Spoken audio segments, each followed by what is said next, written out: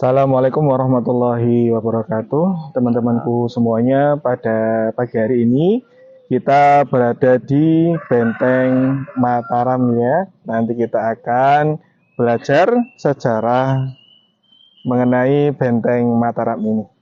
Sebelumnya, Bapak namanya? Nama saya Pak Windianto, saya pengelola di sini. Ya, Pak Windy ya. Ya, Untuk Taman Benteng Mataram ini sendiri terletak di mana ini, Pak? Taman Benteng Mataram ini terletak di Dusun Kedaton RT 06, tepatnya di Desa Pleret. Desa Pleret ya, Pleret, masih ya. di Kecamatan Pleret ya. Baik Pak, untuk sejarah Benteng Mataram sendiri itu didirikan oleh siapa? Ya, pada awalnya setelah eh, surutnya Kanjeng Sultan Agung Hanyokrokusumo, itu terus putranya Kanjeng Sultan Agung itu pindah ke Pleret. Dia mendirikan keraton di Pleret yang dikelilingi oleh benteng, kurang lebih konon katanya sekitar 36 hektar luasnya. 36 hektar. Dia berbentuk agak jajaran genjang yang mendirikan pada kekuasaan Amangkurat Agung atau Amangkurat I.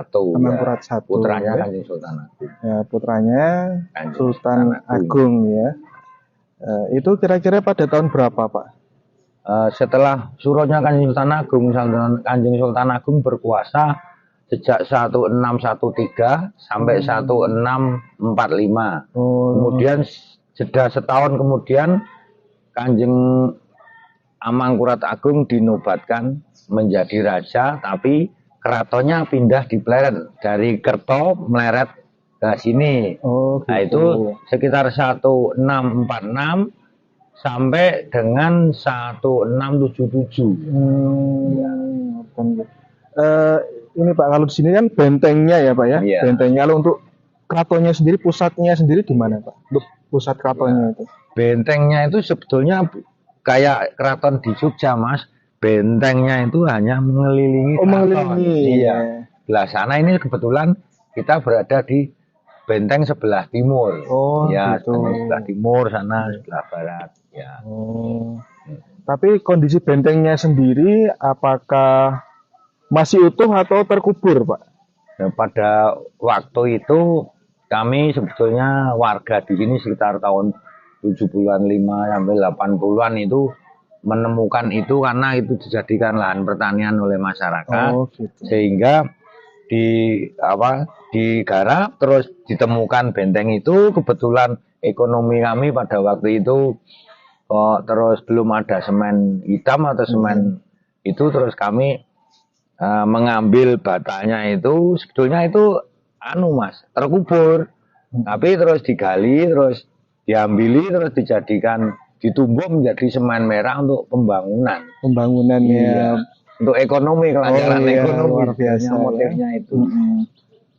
Jadi kembali lagi Pak, berarti untuk benteng ini didirikan oleh Amangkurat Agung. Ya. Dan saya melihat dari beberapa referensi sejarah itu bahwa Amangkurat ini hubungannya dengan para ulama itu memang agak renggang ya. Iya. Itu gimana itu? Ya, menurut sejarah yang pernah kami pelajari, Kanjeng Amangkurat itu kan tidak disengguyung oleh banyak para ulama. Itu dikarenakan perbedaan politik yang jelas. Pada waktu itu menurut buku yang pernah kami ketahui, pelajari, Kanjeng Amangkurat itu agak arogan dan kebetulan beliau itu banyak istri gitu loh. Itu kan para ulama tidak suka, dan Amangkurat Agung itu berdekatan dengan VOC atau Kumpeni. Karena itu. Iya, padahal para ulama itu adalah ulama dari Kanjeng Sultan Agung yang mengikuti putranya, Jadi perbedaan politik. Kanjeng Sultan Agung melawan VOC, sementara Amangkurat berkuasa itu di dilindungi oleh VOC ya karena kepentingan gitu. untuk mempertahankan kekuasaan mungkin pada Berarti memang apa namanya berbeda ya dengan prinsip ayahnya Amangkurat ya, yaitu Sultan Agung ya, di mana Sultan Agung itu luar biasa seorang mujahid yang kemudian melawan penjajahan VOC. Justru putranya itu yang bernama Amangkurat itu justru malah kerjasama atau iya gimana? kerjasama. Nah, terus kalau nggak kerjasama mungkin itu banyak sekali gangguan dari kerajaan-kerajaan di luar yaitu untuk mempertahankan kekuasaan ya seperti itu. Bahkan sama ulama kanjeng kanjeng Amangkurat itu kan punya istilahnya punya kegemaran punya istri yang benar istrinya itu juga yang calon di istri itu mempunyai istilahnya mempunyai suami yang kuat. Nah, untuk mengalahkan itu ya itulah kerjasamanya sampai ada ulama yang terbunuh, ada istilahnya warga yang terbunuh karena perbedaan prinsip. Iya. Berarti untuk Kerajaan Mataram sendiri Pak, itu terpecahnya saat zamannya Amangkurat itu atau? Ya sebetulnya pada kekuasaan Kanjeng Sultan Agung sampai Amangkurat itu kerajaan Mataram Islam itu hanya satu utuh ya? Iya, tapi karena perbedaan prinsip, perbedaan istilahnya dulu kan ada zaman kerajaan Islam di Barat itu ada pemberontakan yang dipimpin oleh Trunojoyo. Sebetulnya kan Trunojoyo sendiri itu adalah orangnya putranya Kanjeng Amangkurat Agung, calon Amangkurat II. Ya, dan dia pun bersepakat istilahnya berkongsi dengan VOC untuk mengalahkan bapaknya. Iya, setelah bapaknya kalah, dikalahkan oleh Trunojoyo. Trunojoyo sendiri menguasai sini. Terus putranya Amangkurat Agung, calon Amangkurat II itu menjadi pelarian. Ya, dia lari ke Kartosuro, dia mendirikan kerajaan di sana dan dia juga menobatkan dirinya sendiri menjadi Amangkurat II. Gitu.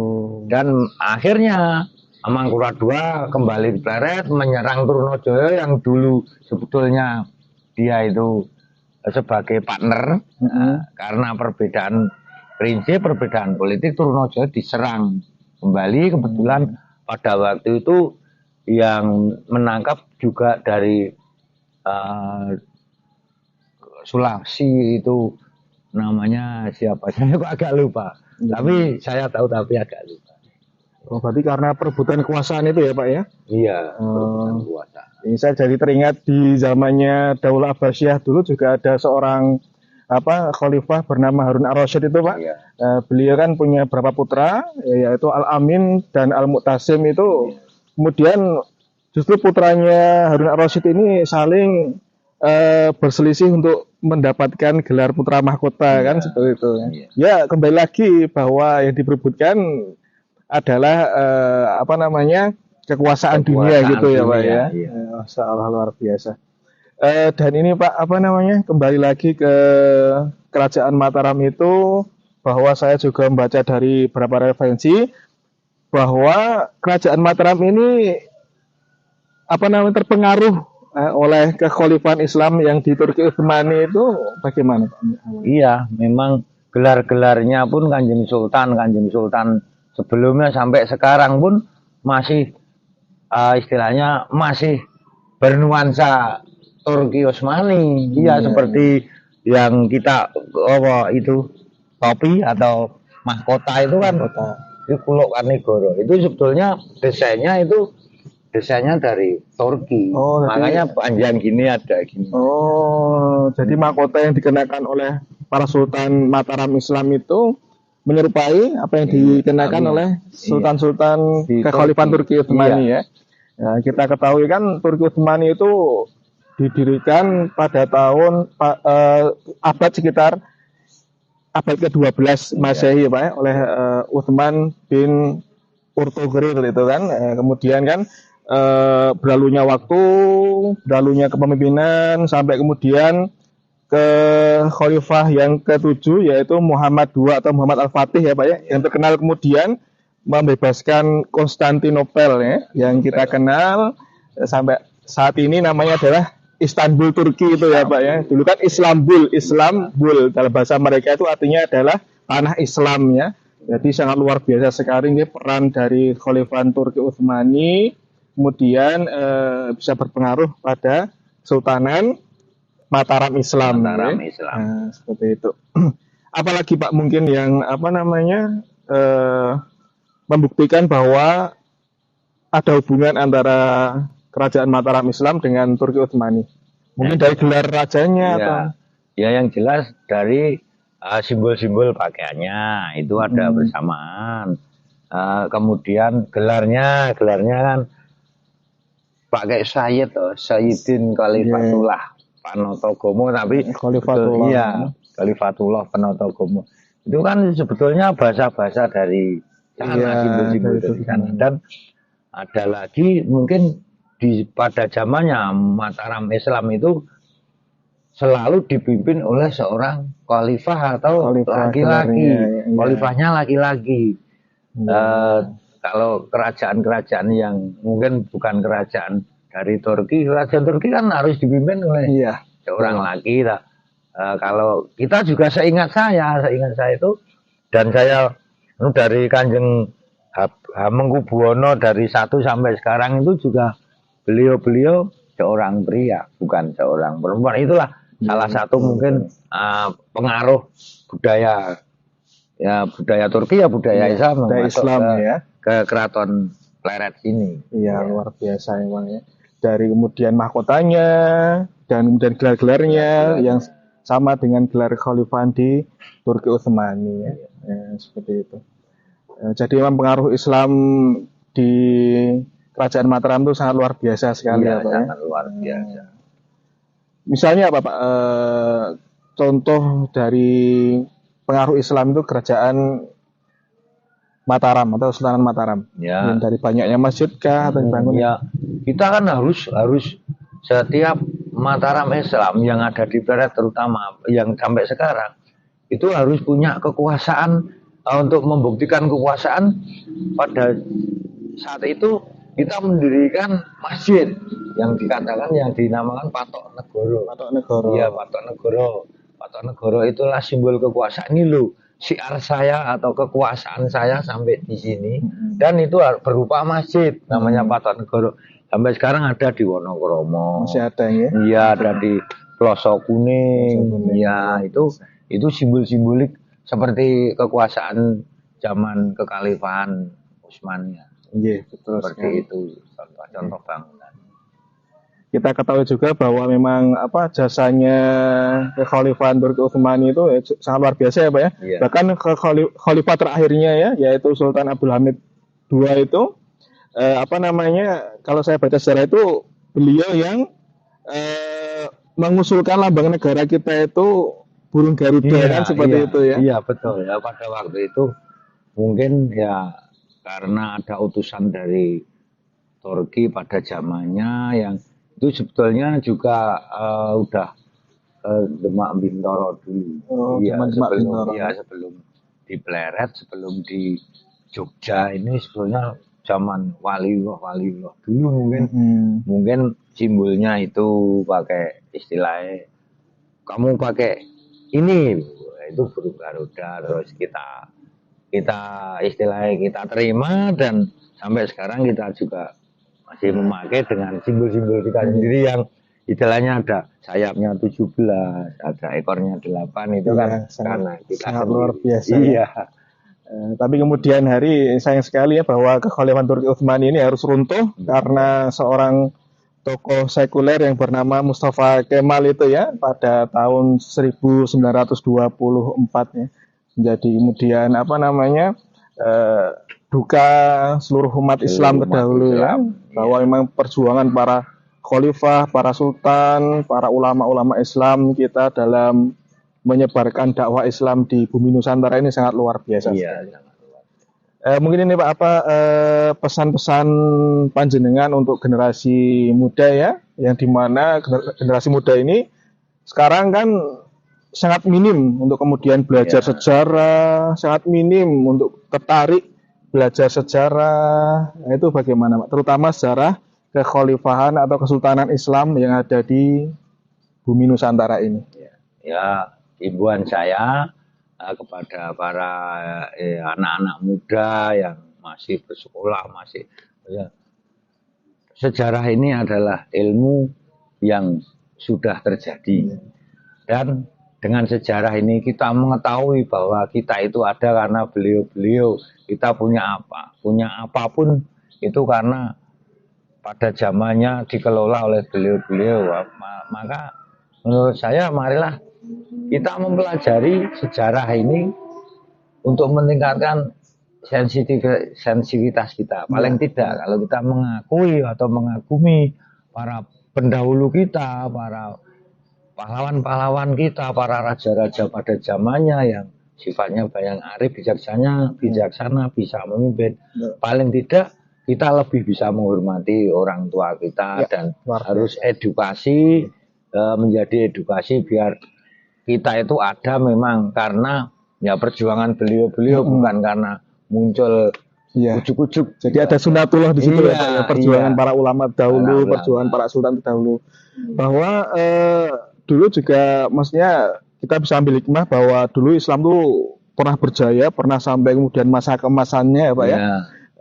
Dan bahwa masa kemasan Islam itu sunatullah ya, Pak ya. Sunatullah itu adalah hukum Allah, misalnya air itu membasahi, contohnya ya, kemudian api membakar. Dan kejayaan Islam itu juga sunatullah, dan suatu saat akan terulang lagi, kemudian Islam ini akan berjaya di seluruh dunia. Seperti itu ya, Pak ya. Iya, kira-kira seperti itu akan menjadi istilahnya menjadi panutan mungkin dari banyak miliaran orang. Iya, betul sekali. Ya, setelah ini nanti kita akan lihat langsung ke lokasinya ya, Pak ya. Ya. Oke, Pak, diminum dulu, Pak.